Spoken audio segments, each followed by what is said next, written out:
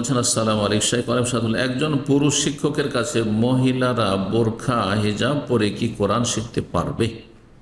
আলহামদুলিল্লাহ, মুসলিম সমাজে মহিলা কোরআনের শিক্ষিকা, হাফেজা, কারিয়া যথেষ্ট আছে।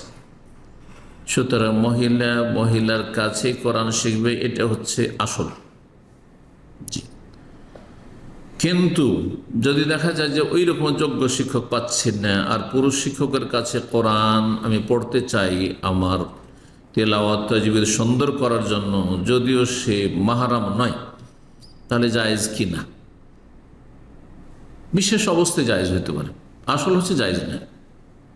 আসল হচ্ছে জায়েজ না, কারণ ফিতনার আশঙ্কায় বেশি রয়েছে, কিন্তু বিশেষ অবস্থায় জায়েজ। প্রথম শর্ত হচ্ছে এজা ওমেনাল ফিতনা, যদি ফিতনার আশঙ্কা না থাকে। কোনো ফিতনার আশঙ্কা নেই যে কোরআন পড়ার নাম দিয়ে ধীরে ধীরে সক্ষতা গড়ে উঠবে, আর তারপরে বেশি কথা হবে, হাসি রসিকতা হবে, বিভিন্ন কথাবার্তা হবে, এইরকমটা যেন না হয়, এই রাস্তা বন্ধ থাকতে হবে। 2 নম্বর, যে তার মাহরাম সাথে বসে থাকবে। স্বামী স্ত্রী দুজনে পড়ছে, বোরখা পরে আছে, আর তার স্বামীও কোরআন পড়ছে, কোনো শিক্ষকের আছে, স্ত্রীও পড়ছে, দুজনেই, তাহলে জায়েজ আছে,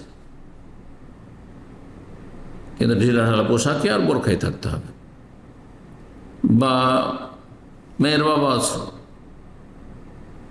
যে মেয়ের আপনার ছেলে আছে, সাবালক ছেলে, মাহরাম, অথবা মেয়ের আপন ভাই আছে, মাহরাম, এক কথায় মাহরাম সাথে আছে, আর দুজনে লেখাপড়া করছে, তাহলে ঠিক আছে। কিন্তু একটু এলো, ধরেন ভাই আছে, একবার আসছে, আবার ভিতরে চলে যাচ্ছে, আর ওখানে একা একা পড়তে আছে, এমনটা জায়েজ নয়। এখানে ফিতনার আশঙ্কা রয়েছে, আল্লাহ হেফাজত করুন।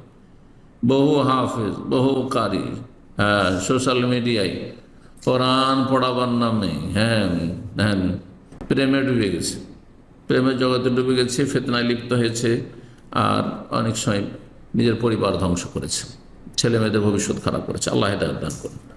তো এই সমস্ত ফিতনা থেকে আল্লাহ রাব্বুল আলামিন বেঁচে থাকার তৌফিক দান করুন। সুবহান রাব্বিকা রাব্বিল ইজ্জাতি আম্মা ইয়াসিফুন ওয়া সালামুন আলাল মুরসালিন ওয়া আলহামদুলিল্লাহি রাব্বিল আলামিন।